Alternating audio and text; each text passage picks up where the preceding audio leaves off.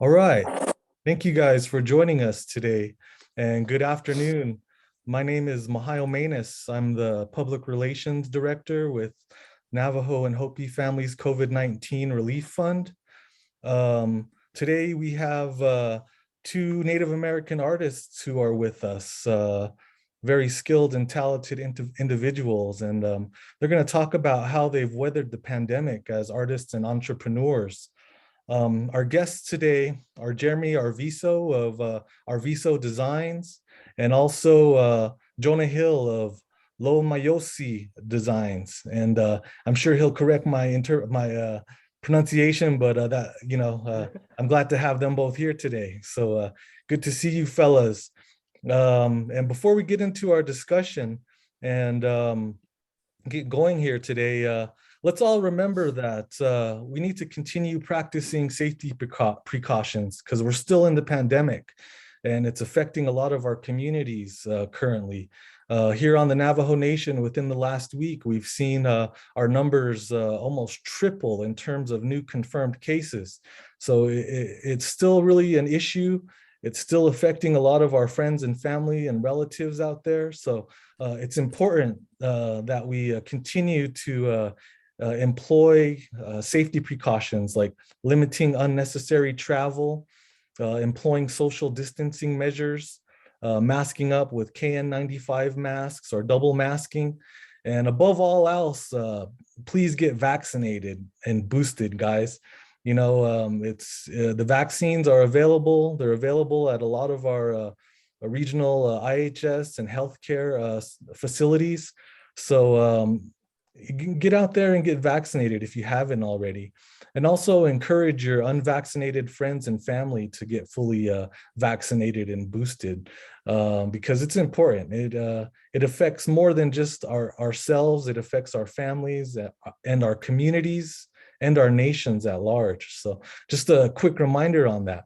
So fellas, I'm gonna go ahead and have you guys introduce yourself and we're gonna start off with Jeremy. So Jeremy, just go ahead and give us an introduction, name, where you're from, maybe where you reside, clans, anything you might feel is pertinent. So right on. Oh, well, first off, Mahayo, thanks for inviting me to participate. I feel this is a great opportunity to share my experience with working in the current climate of the whole world. And, Native Americans are no different than any other tribe of people across the planet. What makes us different is that, we're doing this for our own people.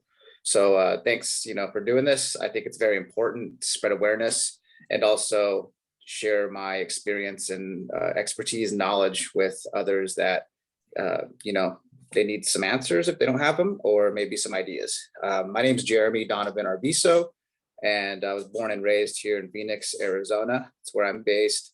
Dene, Hopi, Pima, and Tono Atom. My Navajo clans, I'm a Shi, born for Twahaglini, and then I'm a Hopi, Pima, and Tono Atom, and then a Kitlachine. Some of you may be familiar with those clans, and who knows, we might be related. I graduated from high school in 97, and then I went to college and I graduated at a design school in 2001 with visual communications. I shortly moved to San Francisco, California after graduating, not knowing what I was going to do, and kind of just went for it. And I lived there for 10 years. I created a career out there and I learned a lot. There was a lot of, there's so much they don't teach you in school. When you go out into the real world after graduating, that you need to figure out on your own. Most of that I learned there. I moved back to the Valley in my 30s, and I had to start pretty much all over again. It seemed that things had changed a lot since I had left Arizona, and nobody knew who I was. It was so weird, but I had to reestablish myself as an artist here. And in doing so, I've created a whole complete new clientele Um, COVID-19 was it was a game changer for so many people and so many industries across the board. My background is advertising for, design for advertising and marketing. That's where I make, the bread and butter of what I do is branding and marketing. So I'm also a salary employee for a Navajo owned and operated tour company on the Navajo Nation, and they're called Adventurous Antelope Canyon Tours. They do tours of the Upper Antelope Canyon, and we've got a few side canyons as well. I handle all of their marketing and design. It's a really fun job, very challenging. So I work in tourism, and my background, living in San Francisco, it's one of the most traveled, tourist destinations in the world. I learned a lot there as well, living in a place like that. And it was actually a springboard for me to also travel the world. I've been to Japan twice, Italy 3 times. I've been all over London. I studied abroad in the Czech Republic. I lived in Prague for 5 weeks. I've been to the Netherlands, Amsterdam. I've been very fortunate to travel all the way to the Middle East. I've been to Amman, Jordan, Budapest, and then Hungary. I've been to Austria, Germany, traveled throughout Europe, and seen just how much of an influence the European culture has had on us. Leaving the United States, North America, Turtle Island, and seeing it from another country really opens up your eyes to exactly how much that we have. And a lot of us as Native Americans kind of take that for granted. Not a lot of people will look around you and say, oh, we don't have nothing, but we have a lot. There's a lot. One thing we don't have is a proper infrastructure within our, especially for Navajo and Hopi. Those are the two things that really are lacking. Hopefully those two, industries will they get fixed. There's a lot of things that we don't have that we really, really need. There's countries, there's a lot of countries out there that are a lot smaller than ours that have, broadband, Wi-Fi, plumbing, electricity, things of that nature that a lot of us don't have here on our own reservations. Sure. So seeing all that, I bring all that into my work. I'm also a painter and a sculptor, and recently become an industrial designer, started designing products, and just really taking advantage of the tools that I have at hand, experimenting a lot. I'm always studying and I'm always learning. Yeah. So keeping an open mind, and also looking back to the past. I, look into the past, my family's heritage from all of my tribes, and I use all of that into my own work. And it's really helped catapult my career, looking back and, and learning more. The more I learned about myself and everything that's happened to our people as a whole, history, and how it's affected, the design of how we're living today. If you look back into history, some of our designs, they're using them today, and they've just stood the test of time. And that it's my wish to bring that kind of design into my own work, so that we're able to pass that on to future generations. I'm also a father. I have a 10-year-old son. He is autistic, and we've got challenges, but working with him on it's a blessing. It's so unknown, the spectrum, and we learn something new about it almost every day. And as he gets older, it also changes as well. So anybody out there who's experienced living with a sibling or a family member who has autism knows what I'm talking about.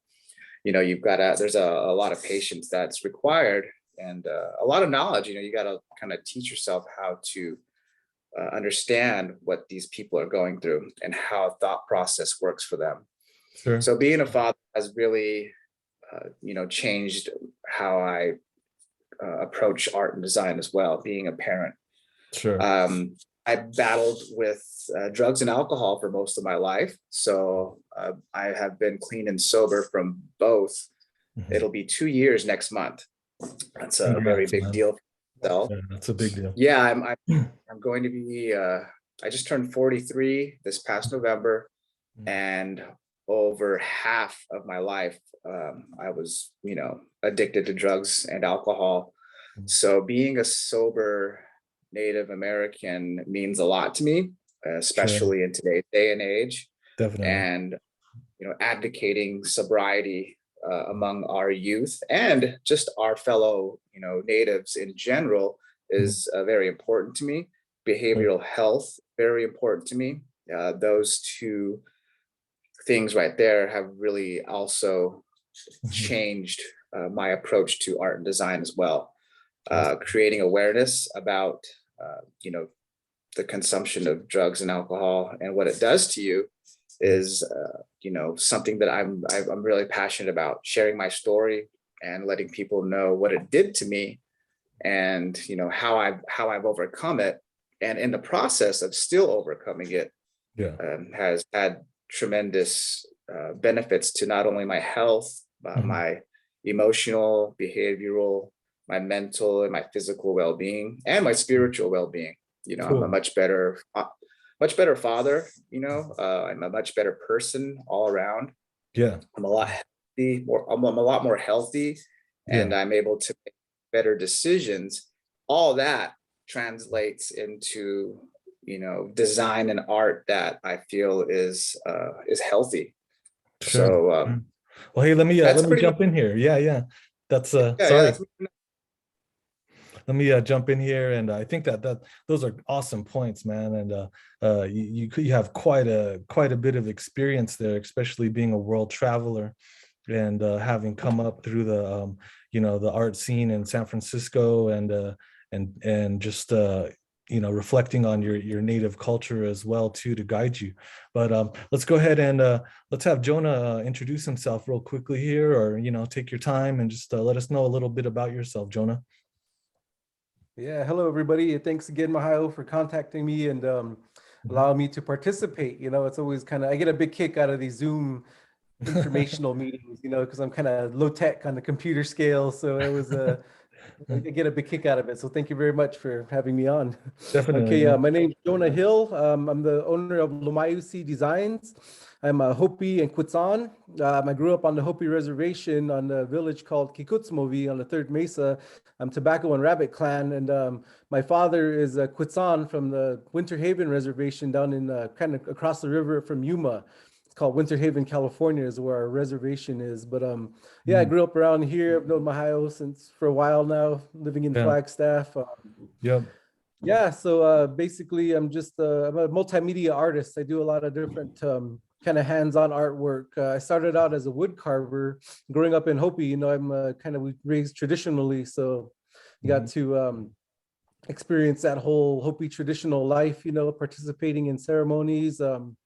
Kind of had a really interesting upbringing. I kind of we grew up without electricity, running water for pretty much the majority of our youth, so it was kind of I feel fortunate to be able to experience something like that, and kind of living rough life a little bit, but kind of more. I remember you asked about how art is in our lives. I remember kind of as we were growing up, a lot of times we're exposed to different cultural arts, so to me, it was just kind of art was always around you, but I was never really an artist until pretty much I graduated high school and attended NAU for a couple of years and didn't finish, but was just not into that, into going to school for a while. And so I moved back out to Hopi. I was staying out in Hopi for a while, and started hanging out with my godbrother from Older Ibe up on top of the mesa there. And he was I think I was about 19, 20, and he was probably, I want to say like 16 or 17. So it was pretty young, but he was already a master wood carver. Wow. So I remember that's how I kind of started artwork, was kind of going up there and hanging out with him and just watching him do his craft, do his artwork, and kind of just got like kind of inspired to, I guess, emulate what he was doing, because it was kind of interesting how he would just take a piece of wood, a blank piece of wood, and turn it into a 3D sculpture pretty much, and his style was contemporary cochina doll carving. So it's like pretty lifelike, you're doing a really detailed, lifelike 3-dimensional sculpture. And I just thought that was pretty cool how it's just all in there, and I kept asking him. I remember when I was learning, it's like, how do you do that? What are you seeing in there? And like, how do you carve, and I never really like asked him to teach me, because I understand with like kind of art forms like that, it's better to just do it, So I remember him saying, it's like, well, you just look at it and you take away everything that doesn't belong. So I was like, okay, that's kind of it's kind of vague, but I can see where that's going, Yeah. So in the beginning, he kind of just had me sanding his dolls, so that's the first step, was just little steps, just kind of getting used to the idea of the medium, I guess, kind of becoming familiar with it. And yeah, I guess eventually I just found an old butter knife at my mom's house and sharpened it and started cutting myself. But yeah, I feel like growing up the way I grew up had a big influence on what I eventually started doing now. It's just kind of, I think it's more the spark of imagination, that it gets you started, even though if you're not an artist of any kind.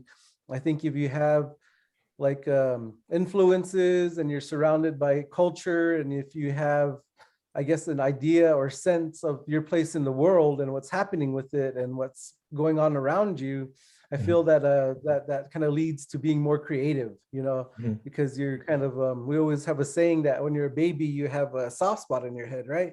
Yep. And it's called the fontanelle. So whenever you see babies, you can actually see it moving in and out.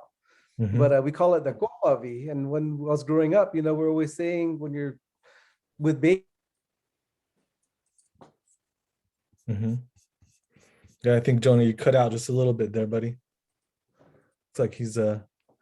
Looks like he might have frozen up as far as I can see here. You might want to check that connect real quick, Jonah. Let's switch over here. Just what I'm seeing is that our screen froze up there. Is that what you see, Jeremy? Looks like his screen's froze up. Frozen. Okay. Yeah, he'll jump back on here, but might have to yeah, he'll probably have to reconnect. Well, that's fine. But just thinking about some of the things that we're talking about, and the discussion that we'd like to have, we'll delve into the fact that the pandemic really kind of affected all of our lives as we're in it, over 2 years now. And I think one of the last things that I had remembered, just in terms of attending, hey, all right, Jonah, you're back. But one of the last things I remember before the pandemic really hit was attending the Herd Indian market. And that was probably the last market that, hey, glad to have you back. I just kind of jumped in here. That was one of the last markets. Yeah, that's all right, man. That was one of the last markets that they had held before the pandemic hit. And just going to that and being able to be a part of that, is such a great experience on many levels. I know that a lot of people have different viewpoints and takes on Indian art markets. Some people are really into them because it provides their livelihood.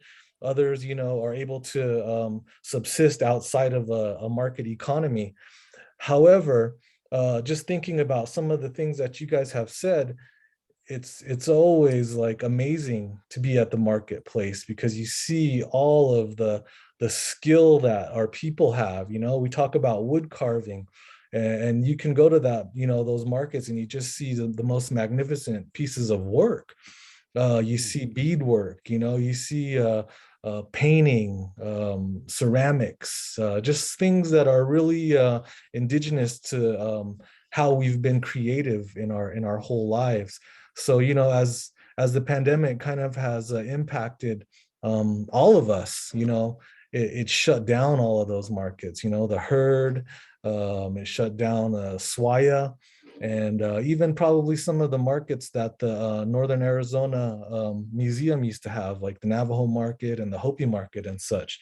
So, in thinking about that, in thinking about how, maybe you guys have participated in those particular markets, maybe you guys can give us some reflection on how the pandemic has impacted what it is that you do, and what it is that you've been able to undertake to make sure that you're still getting business, to make sure that you're still being creative in these times of quarantine and isolation.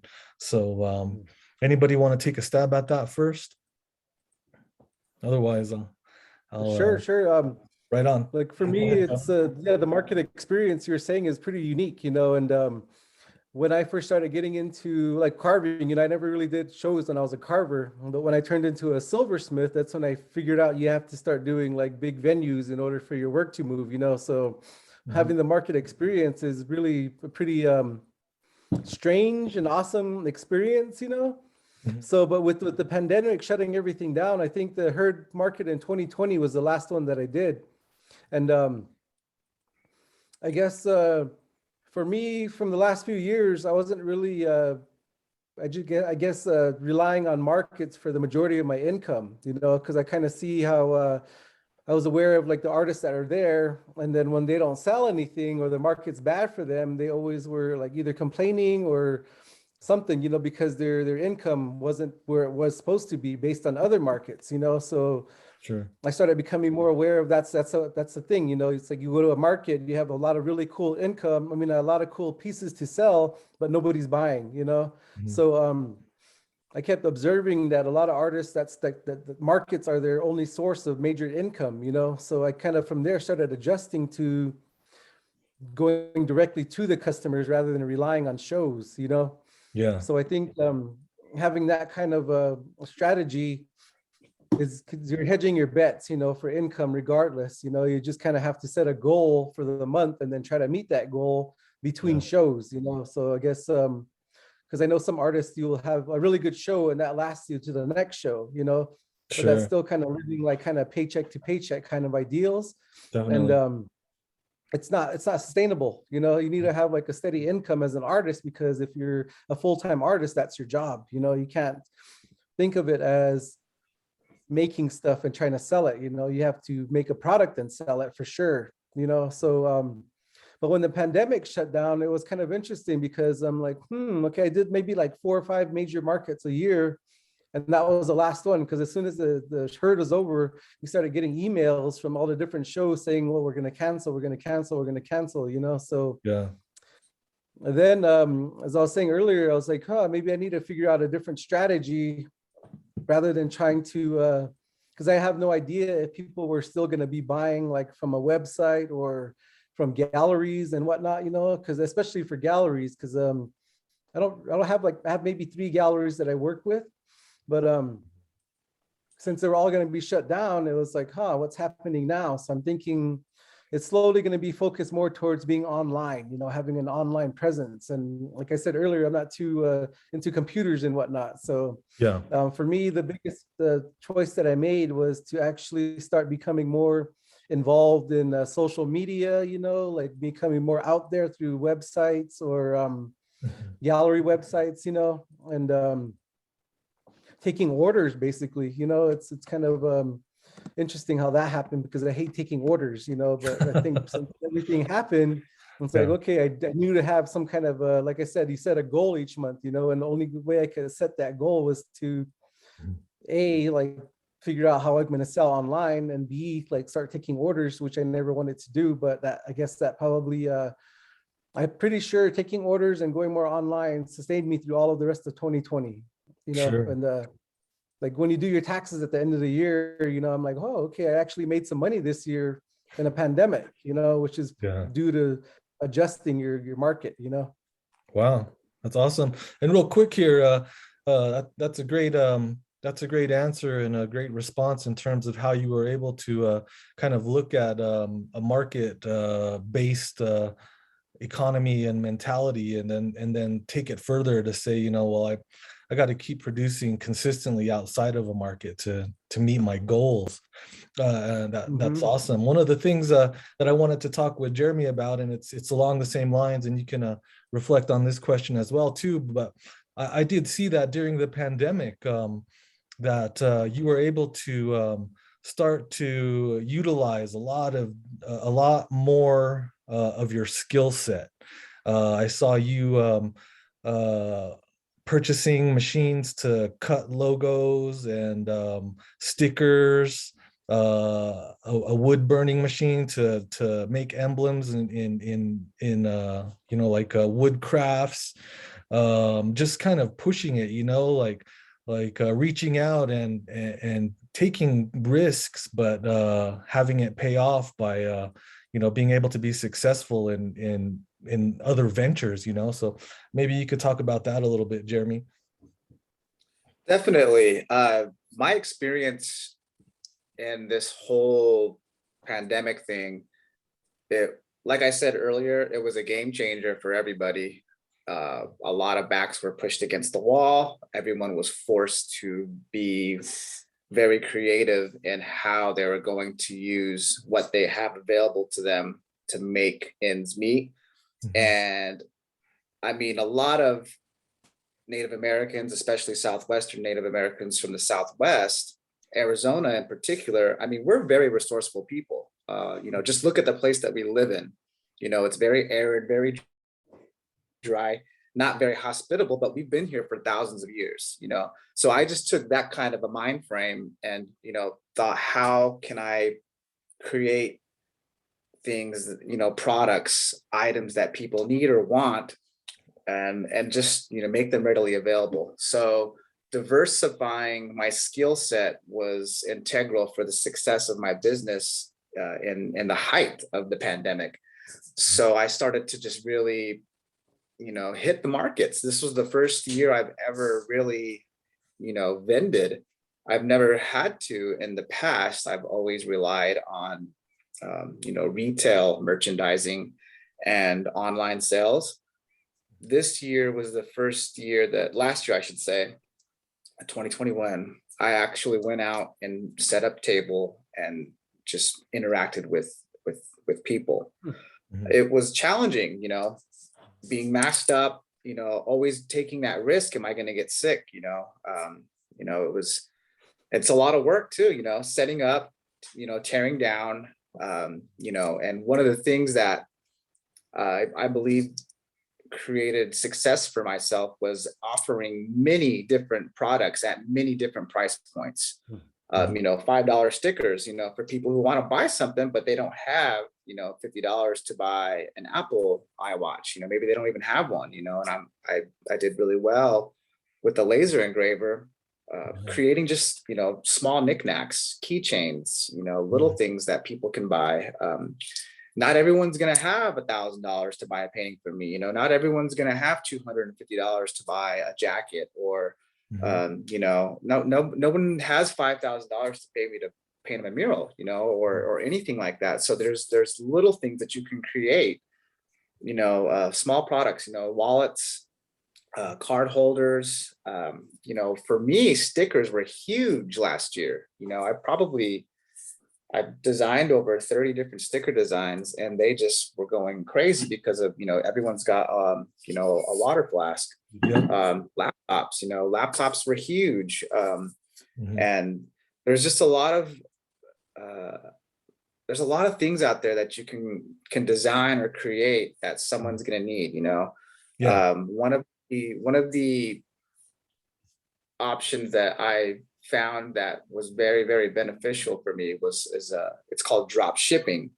And it's a service that you can get from several different companies out there. And this is for online, where you can design and create products, and you don't have to pay for anything, and you don't have to have an inventory. You don't have to have a warehouse or nothing. All you do is design your designs, and the company will, print it or embroider it or whatever, and then ship it to your customers for you. You have to have a website though. Oh, wow. So getting a website was one of the things that was a priority for me. as soon as this whole pandemic hit, because nobody could leave home. Everyone was on lockdown. Yep. You couldn't go anywhere. That's when Amazon blew up, so I kind of took the whole Amazon, project model and just said, everyone's going to want what I'm making, but, they can just get it from me from my online store. So the online community, like Jonah said, social media is where a lot of Native American companies, kind of blew up. The advent of, people creating native TikTok, hashtagging certain movements, and next thing niche designs and, a lot of things were blowing up. Yeah. And it's one of those kind of personal things where, do I, follow the trend, or do I just kind of do my own thing? It's kind of a personal thing, to be honest, where you see yourself as a business designer or an artist, how you want to approach any type of anything that's trending. Are you going to fall into it, or are you going to do something else? Yeah, it's all, what you want to do. And it's very kind of hard to judge what people are going to accept. So there is, like you said, a lot of risk taking. A lot of the ideas that I have aren't going to, they're not going to work. Yeah. Some people are going to like it. Sometimes things aren't going to sell. It's just one of the things as being an entrepreneur that you have to take into consideration is the risk. So a lot of times you start out very small. You have to think about your end goal and what you have to work with, and just, you have to be smart about it. You gotta, if you don't have a lot of money to work with, then start off real small. If you've got some money that you came up on, if you got a grant, I've got a lot of the equipment that I own now through grants.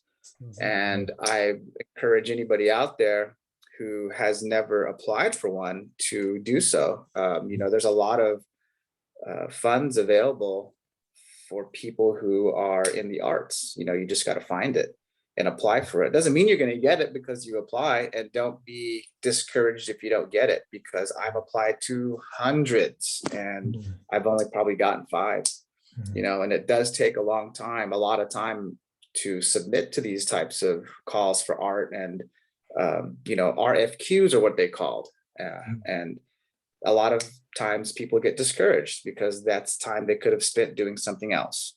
But having a backup plan is always, what, in the back of your head, what else can I do?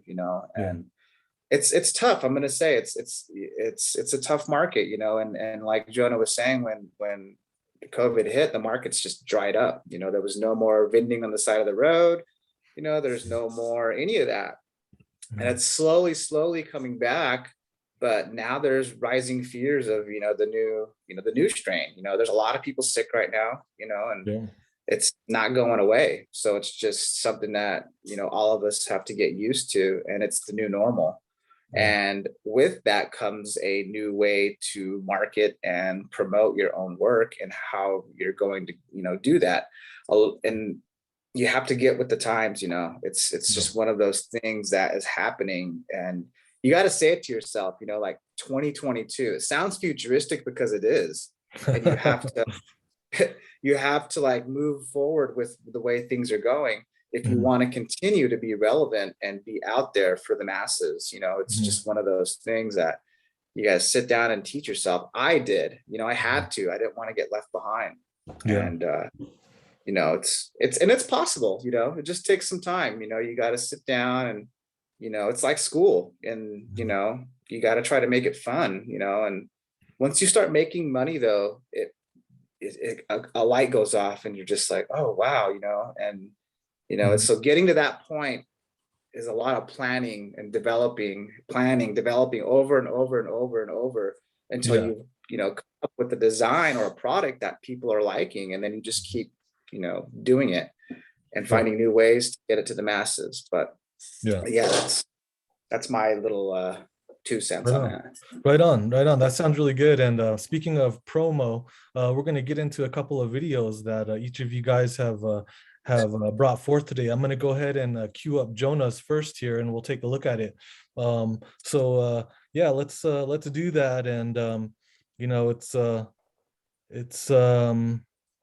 good to have you guys here, and it's good to have all of us talking about the ways that we've been able to kind of strive, you know, in light of the pandemic. So here we go, guys. I'm gonna show Jonah's video here, and I think I got it full screen. So you might have to adjust your volume on this, but you know, let's check it out.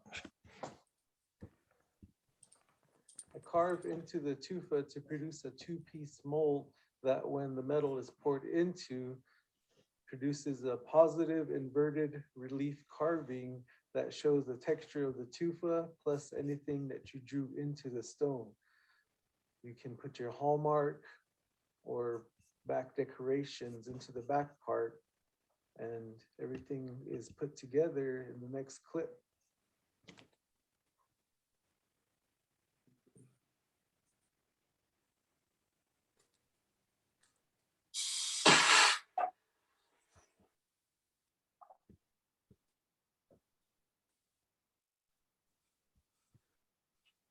Here I'm adding carbon to the stone by choking off the oxygen on the oxygen acetylene torch to produce carbon, which is coating the surface of the stone to produce a basically non-stick surface so that when the metal is poured into the mold, it will slide off and pulled apart.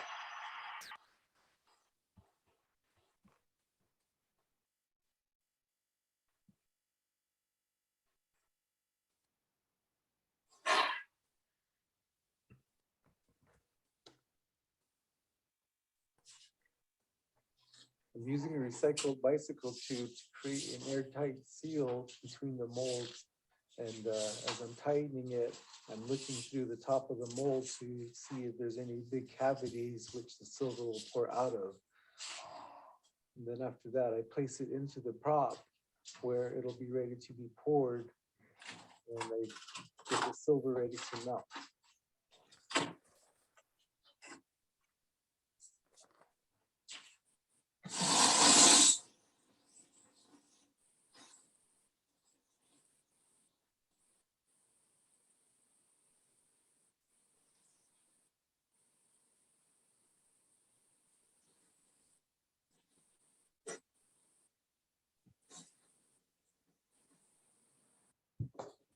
An oxyacetylene torch to produce a high heat flame in order to melt the silver.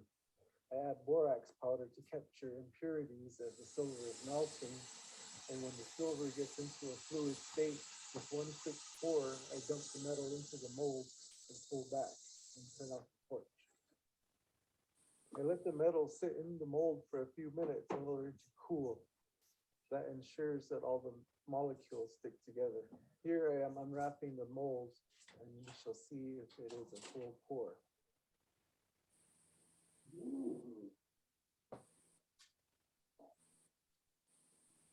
With this technique, a fully poured mold is a thing of beauty and not always attainable.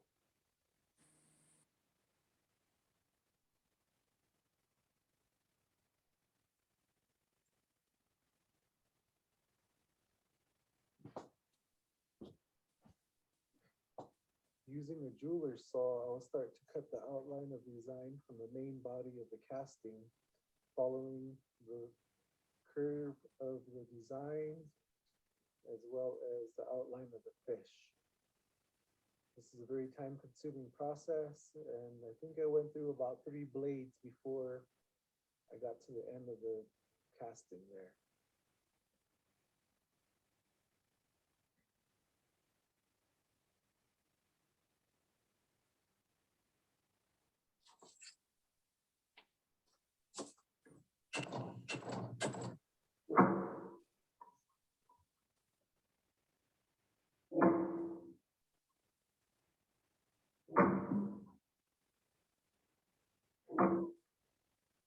After a few blows, I anneal the metal to relax the molecules enough to continue shaping the piece in order to oxidize, which turns the piece black. using a substance called liver of sulfur, penetrates the metal and coats it, basically producing a matte black finish, which leads to polishing and buffing. Here I'm using a 3M matte finish wheel to remove the surface oxidation, and as you can see, the channels and everything that's carved out stays black, leading to the final polish of the Kiss the Sky cuff donation to the Whale Foundation 2021.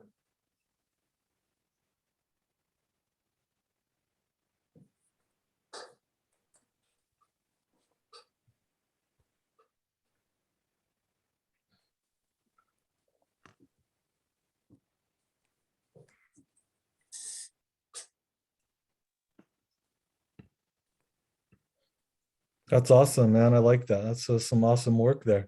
That was a cool demo. I've yeah, never seen like the actual process of pouring it, and it's yeah. pretty dope, man. I'm slowly getting into jewelry, but nothing like that. Like that requires like a pretty major studio space. And It's in a little, you'd be surprised how much room you need. But since I did that video, it was for a donation for an organization here in town called the Whale Foundation, and they work with river guides here. So Oh, down the okay. Colorado River, So Yeah. I used to be a river guide at one time, and since I made that video, I added it to the donation since it was all virtual, and I was really glad that I put those images at the very end of all the different pieces, because Yeah. as soon as the event was over, I got like 7 people call asking about pieces like that. So that ended up Oh, turning nice. into having some money made from that video, just by doing a real simple thing like that, and then including images of what you actually do, other things, It Yeah. was yeah, I think it was a pretty smart move on my part, just because people kept calling me, emailing me, like, oh, can I get one of those bracelets that was in the third picture towards the end, and Oh, wow. yeah, so I think that was kind of a last minute thing, because I was just going to do the demo and then quit it. But then I was like, maybe if I add some images of my work, it'll drum up some business, So Sure. Worked out too. That's yeah, awesome. yeah. Yeah. That's great. Yeah, Jeremy, let's go ahead and queue up your video as well, and we'll take a look at that here. But yeah, while he's doing that, it was just that was awesome. I always wondered about the process of tufa casting. Was that tufa casting? Yeah. That's cool, man. okay, so this video was done in 2020, and let's see, how's the best way? I think I could just do it like that. Mhm. Not letting me go full screen. It's okay. But I think this you're was right. done 2020, and it really hits on all the points of what we're going through right now. So it is completely still relevant today, 2 years later. And I'll go ahead and start it.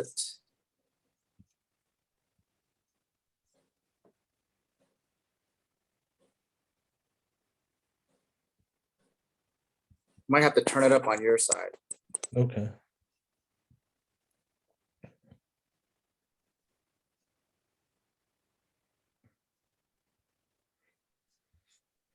Yeah, I'm not seeing it start playing. Has it played on your end? Is it playing on your Yeah, end?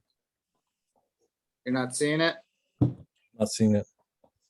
No. Let me check here really quickly, just to make sure. Seems like it was a little bit frozen there.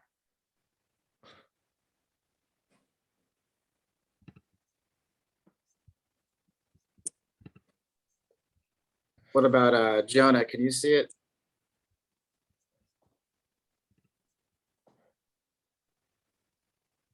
You're muted, Jonah. Sorry, buddy. Might wanna. I can see it, but it's not. Okay, it's showing now. It's showing now. I think we're good. We're good to go.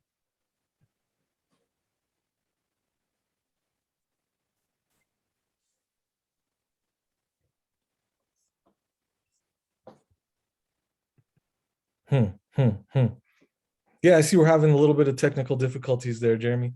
Well, I'm getting some messaging that let me I think I can queue it up really quickly, and we'll get to that. really quickly here. So let's talk really just to continue the discussion while I get this queued up. Um, let's let's talk. One thing that I want to know, and I thought that would be kind of something that we can relate to our viewers here, are maybe influences. You know, I mean, having come up through you know your culture, your life experiences, and how that has kind of influenced what it is that you do. I know that we talked about being raised traditionally and how that influenced your perspective in terms of wood carving, and maybe how that's given you kind of some guidance in terms of where you're taking your art. And also, I'll just kind of put this out there too. You know, I know Jeremy has been involved in a lot of hip hop culture, you know, graffiti, breakdancing, hip hop music and stuff, and how that might have influenced some of your work as it stands now. But let's go ahead and I'll let Jonah kind of answer first. Just kind of talk about maybe any of your influences thus far. So we were talking about the tufa casting, and that's something that I always wanted to do, but when I went to IAIA, they didn't teach that kind of casting, you know. So I was specializing in lost wax casting. And then when I got back to Flagstaff, I didn't have that equipment, so I had to figure out something else, you know. But then I always knew where the tufa was, you know. I knew what it was already, but I didn't really growing up, I didn't know what people used it for a lot of times. You know, we would just grind it up and add it to clay for when we're building or doing whitewash stuff, you know, on the houses and whatnot. But so when I moved back, I had to figure out another casting process that I wanted to do. And I started kind of following some different tufa cast artists on Facebook. So one guy, Daryl Dean Begay, is one guy that I really kind of admire, and he's a really cool guy too, actually. And I would look at his work, you know, and just kind of wonder. And as I was doing that, I was kind of like messing around with the process. And unless you know what you're really doing, it's pretty tricky, you know, to get like a complete pour out of it. And I was going on YouTube, you know, and kind of checking out videos that were on there, but they don't show you all the little steps, you know. And so I remember one time on Facebook, him and a few artists were doing some classes at the Navajo Nation Museum. So ended up going there and checking it out. And I got there right when Daryl was finishing up his talk, you know. Yeah. So I was like, oh, okay, well, then we're friends on Facebook, and he's like, oh, I see you've been trying to do the process, huh? And he was really cool guy, man. He's really sharing knowledge, you know, techniques and whatnot. So after everybody left, he kind of just was like, well, show me what you're doing. You know, he gave me a couple of pieces of his tufa. And so I did what I thought was like the correct process, you know. Mm-hmm. But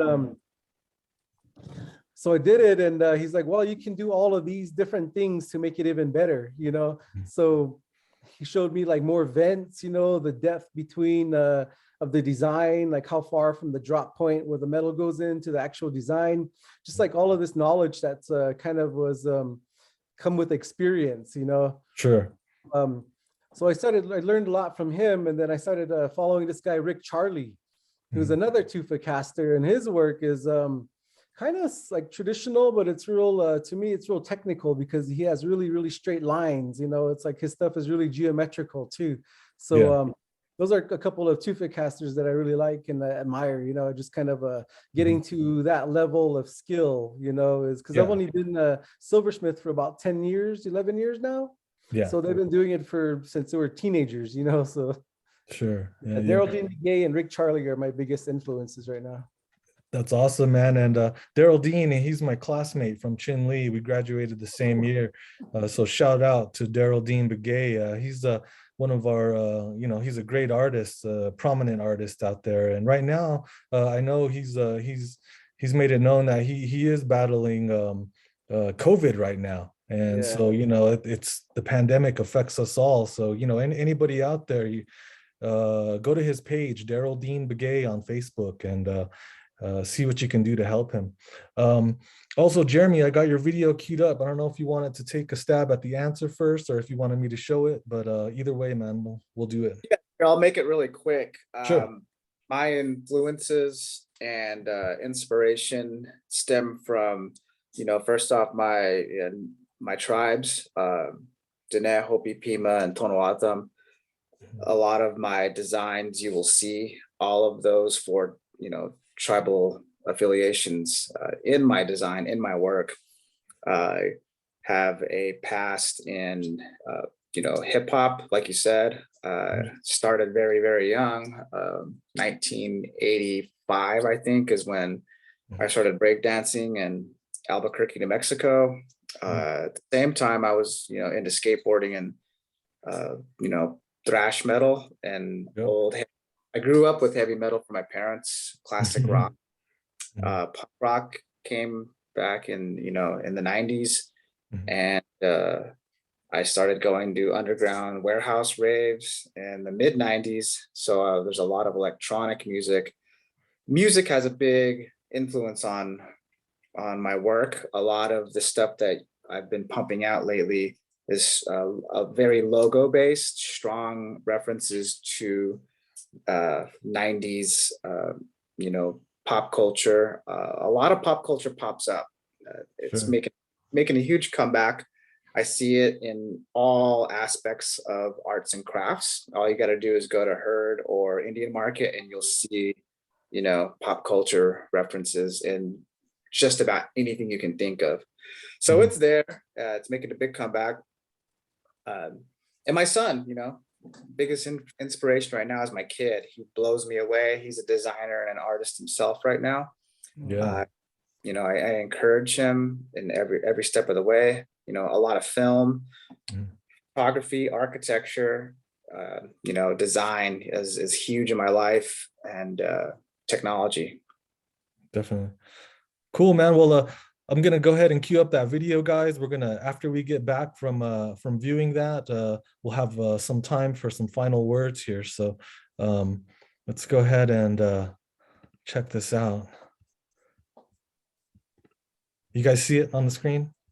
Yeah. I'm Jeremy Donovan Arviso, and I'm Dene, Hopi, Pima, and Toona Autumn, born and raised in Phoenix, Arizona. Donovan Arviso, Sorry, guys.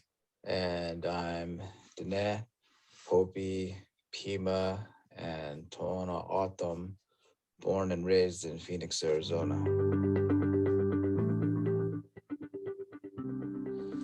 This year has been one of the most challenging years of my entire life. It's been wrought with an abundance of surreal events that have changed the world we all live in. My year started off being incarcerated in state custody, where I spent the entire spring season thinking about my life and the choices that brought me up to that point. While in prison, the entire world changed before my eyes as I watched the coronavirus turn into deadly COVID-19 that would take my grandmother and over 1.5 million other lives worldwide. Watching the murder of George Floyd by police and the civil unrest that followed from behind bars made me realize just how different the world was going to be when I got out. I took advantage of the time I had by drawing, painting with watercolors, reading books, and working out daily. Making commitments to myself to change myself from the inside out. During this process, I've overcame COVID-19 and have quit the consumption of drugs and alcohol, making the choice to be a better person. I made a plan and I stuck to that plan. Now, through grants from the City of Phoenix, the Arizona Community Foundation, and the Navajo Nation Department of Economic Security, I'm ready to announce the launch of my updated website next Tuesday. It's an online portfolio and also also a marketplace showcasing my past work, recent goods available for purchase. It was a long process, and I'm very excited to share it with you. And I would like to thank you very much for your time, for giving it a look, and want to wish you all well. Please take care of yourselves.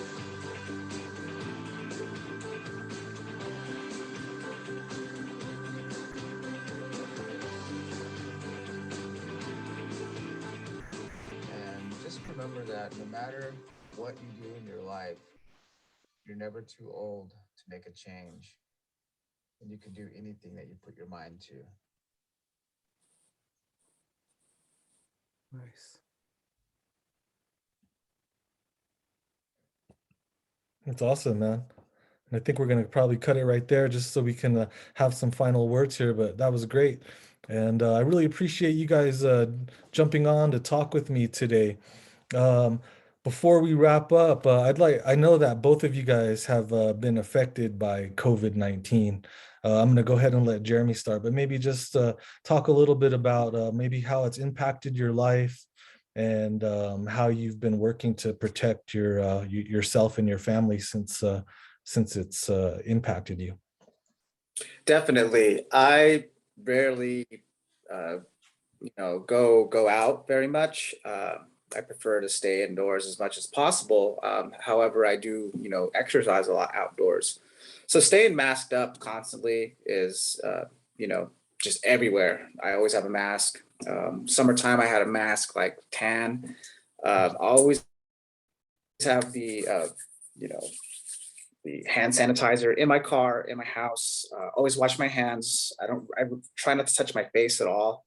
Mhm. Just making sure everything's clean at home, and also eating right, drinking a lot of water, taking care of yourself, getting exercise, keeping, mental, spiritual and your behavioral health, keeping stuff that doesn't need to be in your body out, will help you stay healthy and fight it if you do get it.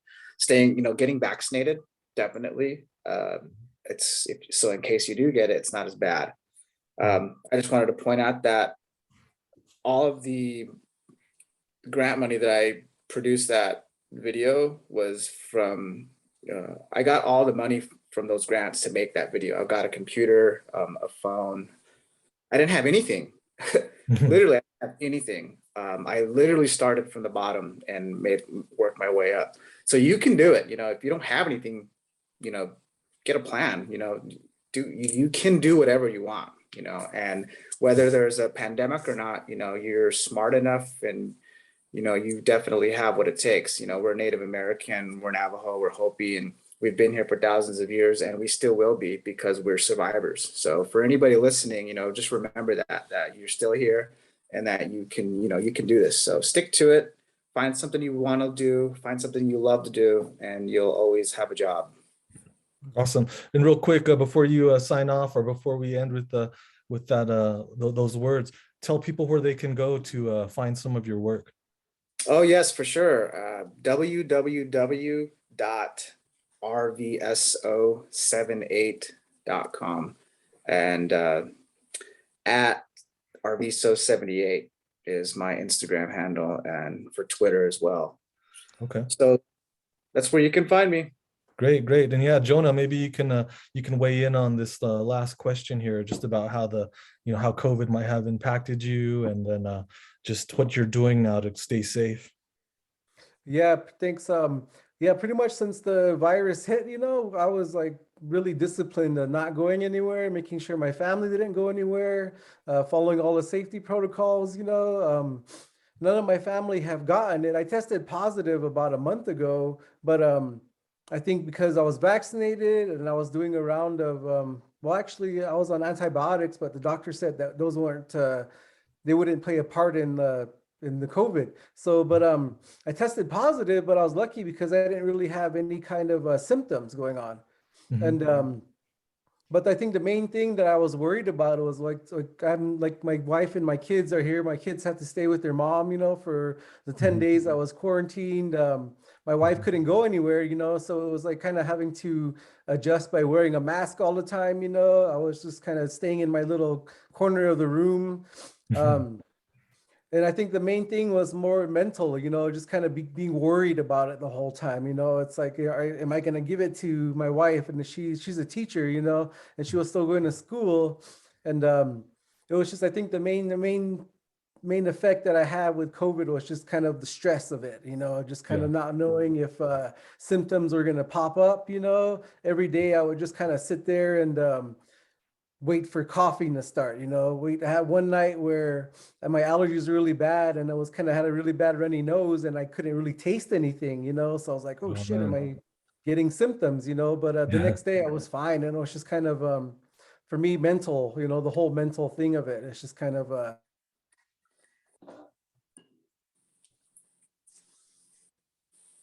dang, I think he froze up. Hey, Jonah.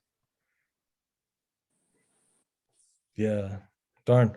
Well, those are good words. And I do see that Jonah's screen. Hey, right on, Jonah, go ahead.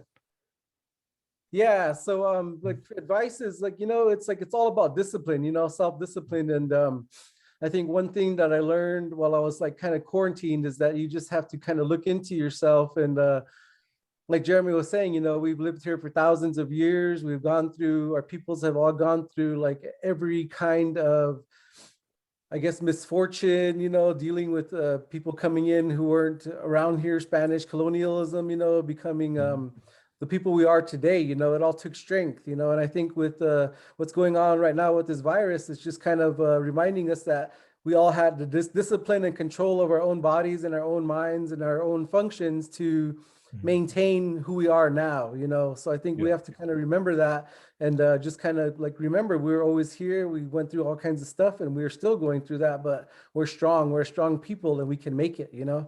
Just tell your friends and family, it's like science works. That's one thing, is like it wouldn't be science if science wasn't working. My wife's a scientist, and I kind of tease her about being how traditional ideologies, traditional teachings, our indigenous way of thought and medicine, and our own indigenous science. I always tease her about how we had all of that too, but now since we're in the modern way, we have to go along with actual science. So she gets a big kick out of it, but it works. It's there. It's the truth. Science and math are the ultimate truths. So it doesn't make sense to not follow along with it, especially if it's been proven. Yeah. So it's just kind of, take care, take care of your families and just remember who we are, and be safe. Great. Hey, Jonah, let the viewers know where they can find your work if they want to, get online. You can find me at my website, which is www.lomayousi.com, and that's spelled LOMAYOOSI. I'm on Instagram at Lomayousi Designs. And on Facebook, you can find me either Jonah Hill, or you can find my art page, which is Lomayousi Designs again. So cool. Check it out. And then, be safe out there, everybody. Yeah, right on. So I appreciate you guys jumping on. I appreciate you guys participating in Sihasin Hour. You guys have shown a lot of strength to endure the pandemic, to keep doing your work. I mean, I think we could talk probably another hour. I wanted to talk about some of those cuddle bone tufa casts that you do, and I think that those are awesome. I think Jeremy too. You've done a couple of other endeavors like the Just Cute and the other types of endeavors you've been putting forth. And I think that all those things are creative, and our people are.